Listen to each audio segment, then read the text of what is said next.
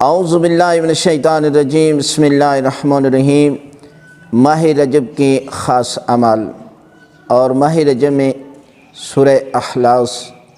اور استغفار پڑھنے کے کمال فائدے ہیں۔ اللہ کے رسول حضرت محمد مصطفیٰ صلی اللہ علیہ وسلم فرماتے ہیں کہ جس شخص نے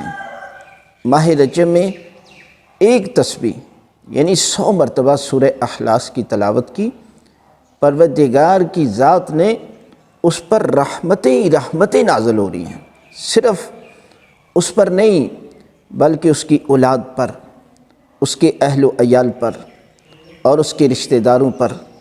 اور اس کے پڑوسیوں پر، یعنی کمال فائدہ صرف سورہ توحید کا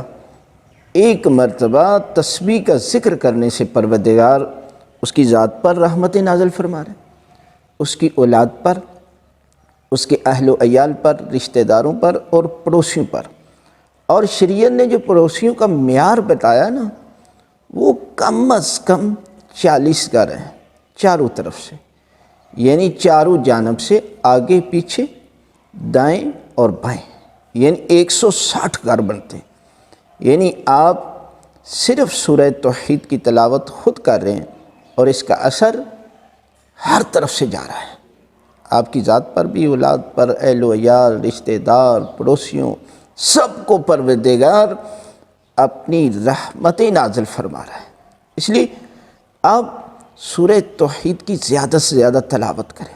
اور کم از کم دیکھیں اس کا ثواب کیا ہوتا ہے کہ 3 دفعہ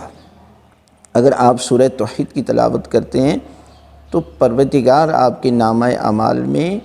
ایک قرآن کے برابر جو ہے وہ ثواب لکھتا ہے، اور پروردگار آپ سے راضی ہو جاتا ہے، آپ کے گناہ معاف کر دیتا ہے۔ اور استغفار کا فائدہ کیا ہے؟ آپ اس مہینے میں 100 مرتبہ ایک تسبیح استغفار کی پڑھتے ہیں، استغفر اللہ ربی واتوب علیہ، استغفر اللہ واسأل التوبہ، استغفر اللہ، یعنی ان میں سے کوئی بھی ذکر آپ کرتے ہیں 100 مرتبہ تو پروردگار آپ کے نامہ اعمال میں مغفرت لکھ دیتا ہے۔ اور اگر آپ 400 مرتبہ اسی تسبیح کا ذکر کرتے ہیں تو پروردگار آپ کو نامہ اعمال میں جنت لکھ دیتا ہے، یعنی جنت کا ثواب آپ کو پروردگار کی ذات عطا کرتی ہے۔ اس لیے جب بھی آپ فارغ ہوں یا چل رہے ہوں یا کسی جگہ پر